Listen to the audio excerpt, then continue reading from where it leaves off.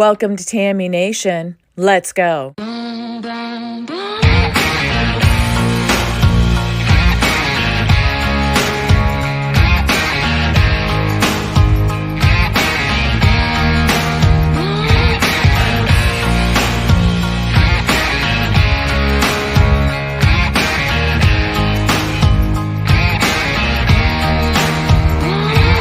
been running from 9 to 5, been biting my tongue for all this time. Won't let anyone cut me short.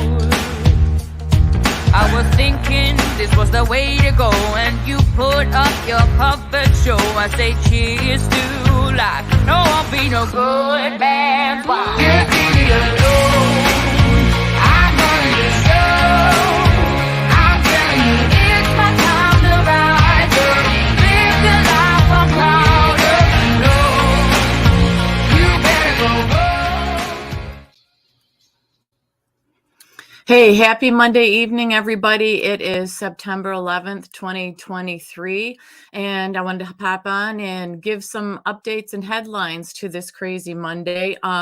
Obviously, it's the 22-year observance of what happened with 9/11, the tragedy that struck America, and the terrorist attack that happened. And I had to come on because I saw that our great leader, Mr. Biden, is the first American president who is not going to memorialize the 9/11 victims, the 2,977 of them here on our country in the mainland.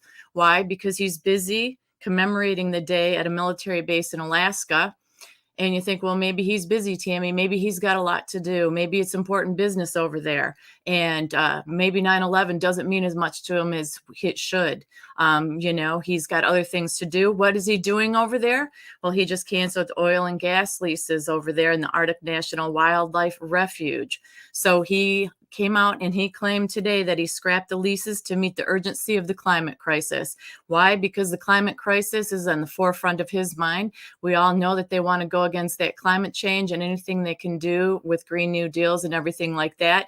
And I think it's an atrocity to this country that our leader of this United States of America did not come here on the mainland from the White House, from one of the locations from the 9/11 attacks, and come out and show his respect, his thankfulness and gratitude to all the emergency responders and all their families when for this tragedy, and memorialize them and give them the respect, the dignity, and the courtesy that they deserve. Instead, he's over in Alaska, supposedly taking care of business over there because that's more important. So that was just really disturbing to me today. And, he's the first American president not to do that. So as we review this and wonder, why isn't he doing this? What does it say about us as a country and him and his feeling towards us as this country? Certainly, we don't feel unified. Hey, D-Dog. As a country under this leader by not him commemorating everybody here locally.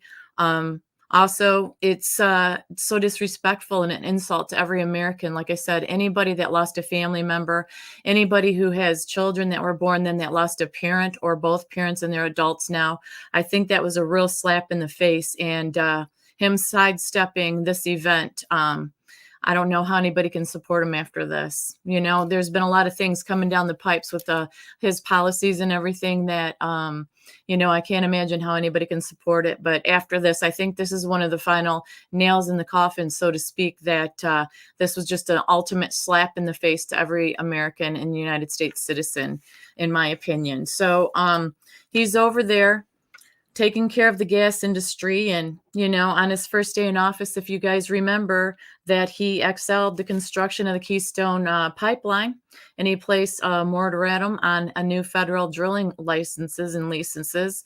So the results of that, of his first day in office doing that, obviously we have huge gasoline prices.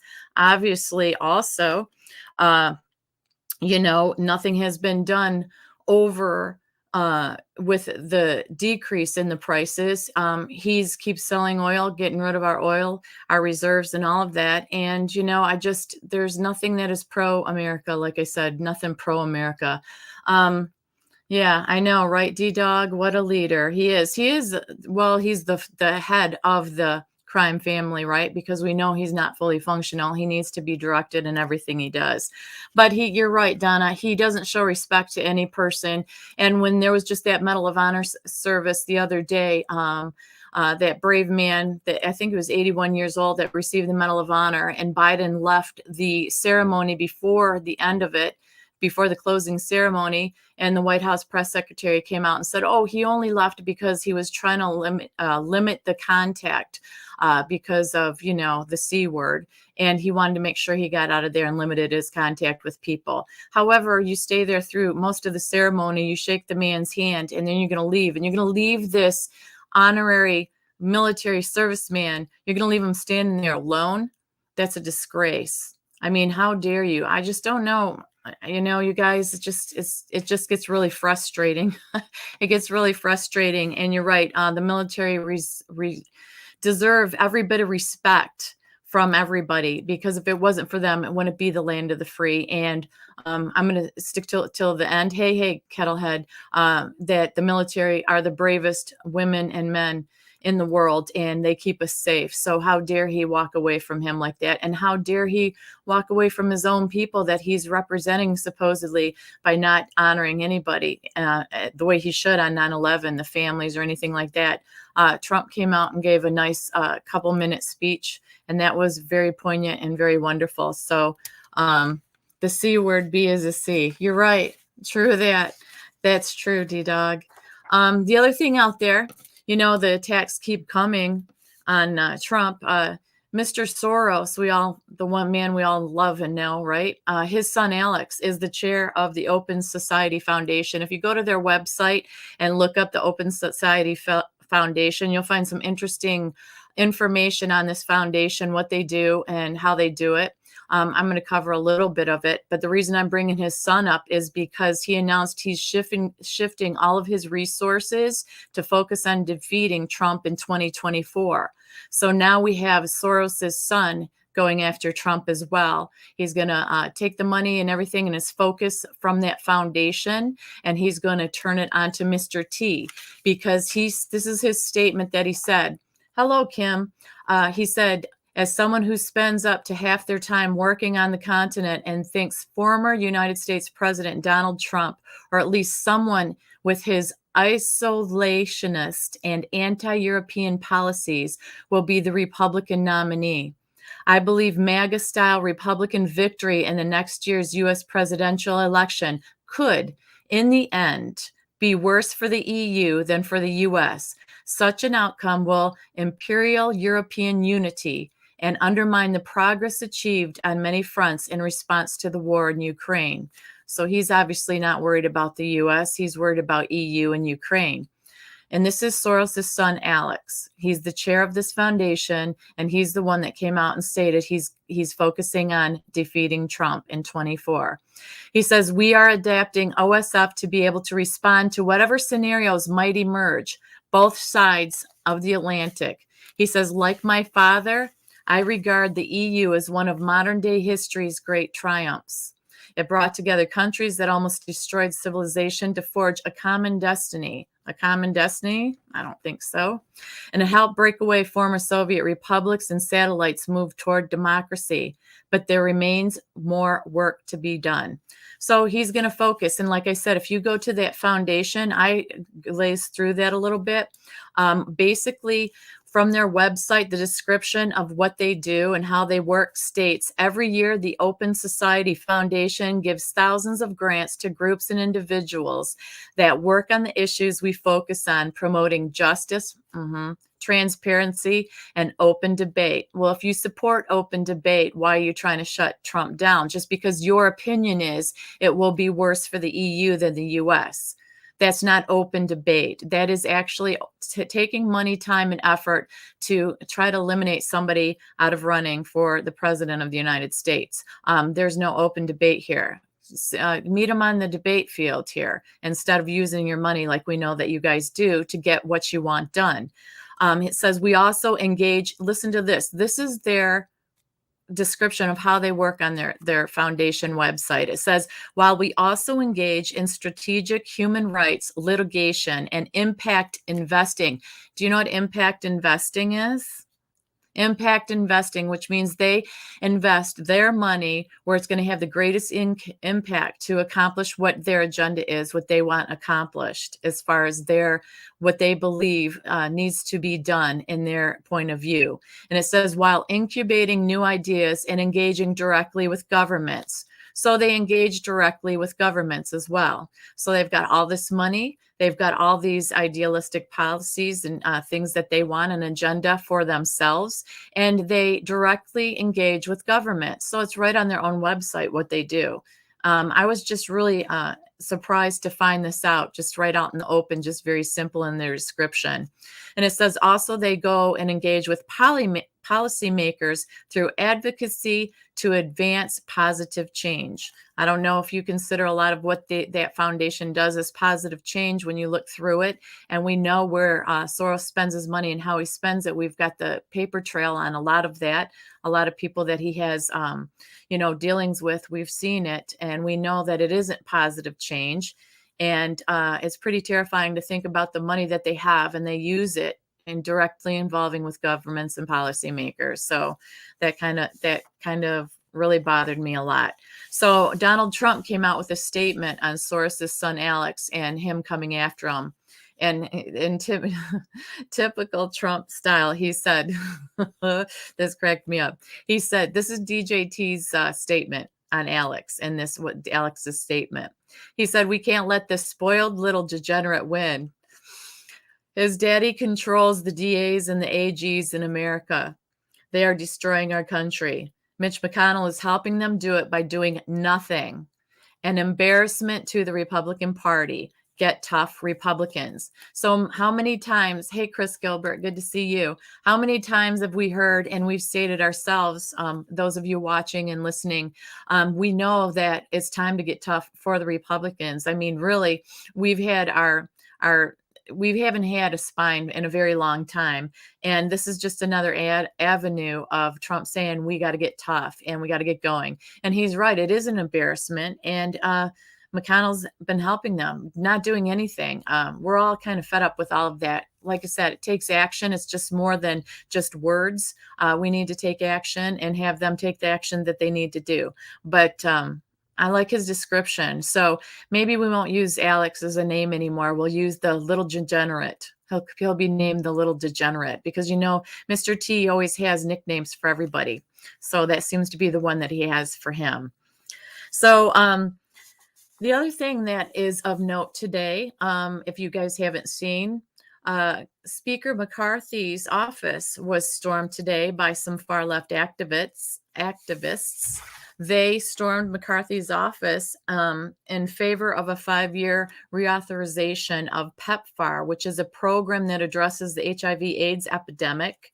So they stormed in his office today, and they sat in there and occupied his office. They were screaming and demanding things of McCarthy.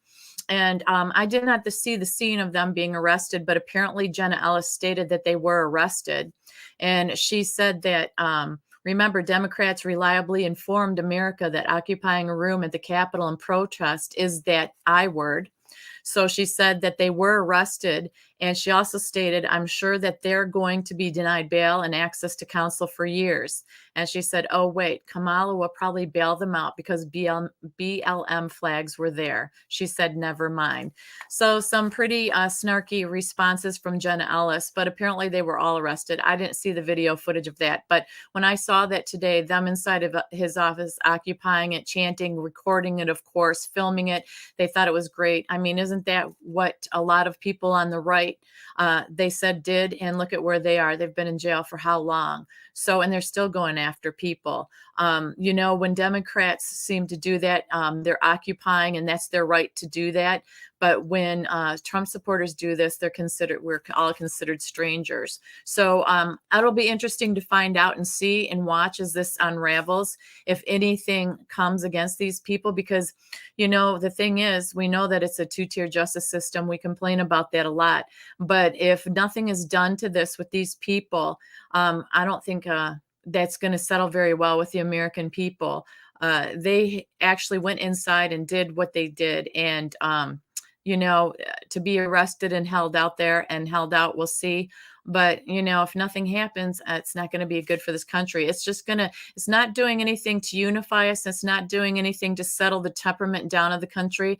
People are fed up. People are sick of this one-sided justice system. People are sick of them going after innocent people and claiming that they do things. It's like they're guilty before proven so, and then they go to court to try to prove their innocence. I thought you were supposed to be innocent till proven guilty. So we'll have to follow that and see what happens.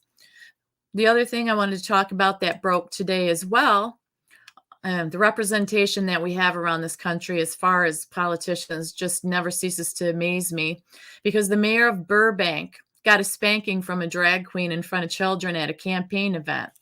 Some kind of campaign event. So it was a drag show that it was themed for a fundraiser for the Democratic Senate candidate in California, Burbank Mayor Constantine Anthony. And there's actually video that you can see where he got spanked, bent over and spanked by a drag queen, and kids were present. And he is also the same guy who approved of the lewd book Gender Queer being available in the Burbank schools. Okay, so he thinks that that's okay to have in the schools there. And they have all these pictures posted of the event, different things going on there, and the video. And the Santa Clarita Valley Democrats reposted this great posting, and it said, "What a day yesterday.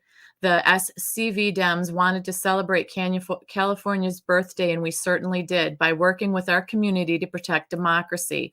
It was a canvas lunch fundraiser for Kipper, followed by some drag queen bingo. Thanks to everyone who made yesterday so special." So basically, they not only had this event, they were proud enough to have this event and tweet about it, all these different pictures and stuff. The drag queen who performed there posted about the event on Instagram and did say it was open for 15 plus, but also said it's not suitable for children. However, you're a minor if you're under 18, so it was 15 plus. So this mayor got spanked in front of a bunch of minors by this drag queen, and her name is Roxy Wood.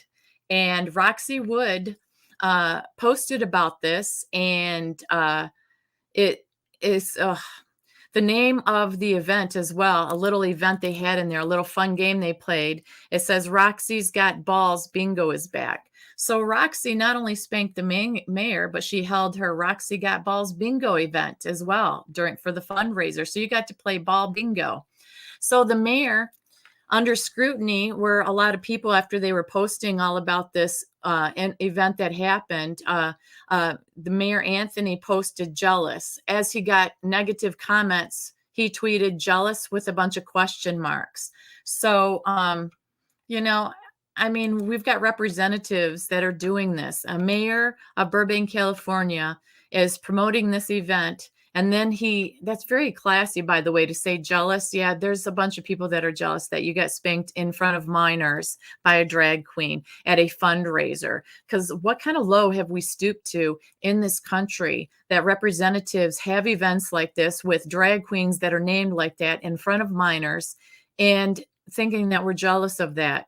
There's no shame at all anymore. And that's why one of the reasons that obviously the more conservative people have to be a little more aggressive in their verbiage and not be so polite, and call these people out and say, hey, is this what you want for your country? Is this what you want at different fundraisers and events that you have children under the age of 18 at, that you want to see an adult male get spanked by a male who's dressed as a female? It's debauchery. It's just disgusting to me when I saw that. We had thought that these drag queen shows have settled down a bit because I haven't been seeing as much of them, but they're not. Now it's the representatives are actually getting endorsements by them and getting fundraisers for them. Hey, Sharon, it's good to see you as well. So that's in the news today. The few little things that are in the news on this tragic day, 22-year anniversary of the tragedy of 9/11. And this is the kind of representation we have going on out there. Instead of honoring and remembering those brave people who lost their lives. And instead of the stories being told again for the next generation of children in the schools or across the papers or across social media platforms, I know there's some stuff out there, of course, by it, but shouldn't every representative of this country that loves this country be talking about this and putting this on the forefront of their pages, on their thoughts, sending out thoughts and well wishes to the survivors of this, and just to try to, join as a country as a whole in unity for this event, this recognition of the 22-year anniversary of this tragedy striking on our land across this country. Instead, no, we've got representatives acting this way. We've got activists storming inside of Kevin McCarthy's office. And, it's just very shameful and pitiful at this point, you guys. I can't imagine how other countries are looking at us and how they're laughing at us and thinking, my gosh, what is going on there? And if you didn't know as well, it's on the calendar scheduled for later this month. Hey, Cindy, good to see you, that Kim Jong-un and Putin are meeting. That is verified. That came out in the news as well, that they are meeting and uniting. And, I wonder what they have to say about each other and to each other, don't you? I think it's kind of given me a pause to wonder what kind of conversation that's going to be. What are they going to talk about? It's not about how great America is and how great and strong this country is. It's kind of scary to think that you've got Mr. B out there acting the way he is, and now these two superpowers are meeting together. It's not like he's even involved. Biden's nowhere near this. It's those two. So that's something that we obviously need to keep an eye on and see if we can have any kind of information that comes out about that that's fair. I know that there's a lot of people out there that have different platforms that'll try to get the correct information out there of what has been said or done in that meeting. But like I said, that's coming down the pipes later this month. So kind of terrifying at the same time. So with that, this was just a quick little show that I had for tonight. An update on Shane real quick. Apparently he's, resting. He's still in the process of recovering, taking the next steps. Apparently he got a lot of phone calls. So he's trying to stay away from that and recuperate and spend some time recuperating. We know that you all love and care about him and are concerned about him, but he does need time to recover. Just because he came off that machine, that ventilator, doesn't mean he's strong and healthy. He's got a lot to fight and battle. And so prayers, please keep him in your prayers, obviously, day in, day out. Pray for our beloved Shane. Also, as far as Mike's mom, she's awaiting further tests and stuff, results and stuff like that. But Mike did post a picture with them yesterday, I think it was, and I shared it on my community page. But please keep him and his family and his mom lifted up in your prayers as well, you guys. Some tough challenges and tough times we're facing as a community and as a country as well. But I know that we can make it through all together. We're holding each other up in the strength and love that we have for each other and for this great country. So with that, I'm going to wrap it up for tonight. And I hope you guys have a great rest of your evening and take care. God bless. And I'll see each and every one of you again soon, you guys. Bye-bye.